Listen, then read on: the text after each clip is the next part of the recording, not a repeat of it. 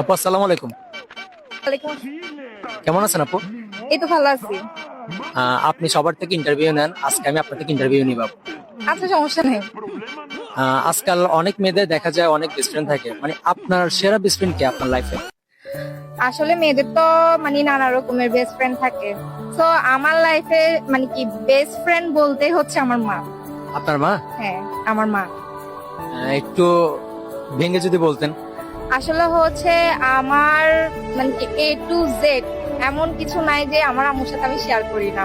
আমি কখন কোথায় কি করতেছি না করতেছি, ইভেন হচ্ছে যদি একটা ছেলে পছন্দ হয়, হ্যাঁ আম্মু আমার পছন্দ হয়েছে, আমি কয়টা ছেলের সাথে ফ্লার্ট করছি বা আজকের দিনে কয়টা ছেলের সাথে তাকাইছি, ছেলের দিকে তাকাইছি, ওইটা পর্যন্ত কি আমি আমার আম্মুকে শেয়ার করি। এরকম আমরা ক্লোজ।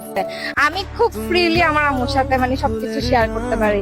ইভেন হচ্ছে আমি যদি দুঃখে থাকি তাহলে আমার আম্মুই আমার চেহারা দেখে বুঝে যায় যে আমি আসলে ভালো নেই। ঠিক আছে, তো মা থেকে বেস্ট কেউ হয় না এই পৃথিবীতে, মাই আমার বেস্ট ফ্রেন্ড। আমি তোমার ছায়ায় ছায়ায় থাকি মা। আচ্ছা, তাহলে অনেক ক্লোজ আপনার আম্মুর সাথে আপনি। হ্যাঁ, অনেক ক্লোজ ভাই। আপনার কথা অনেক ভালো লাগছে। তো আমার অডিয়েন্স যারা আছেন, মাকে নিয়ে একটা লাইন বলে যাবেন অবশ্যই কমেন্টে। আসসালামু আলাইকুম আপু। আজ भी कोई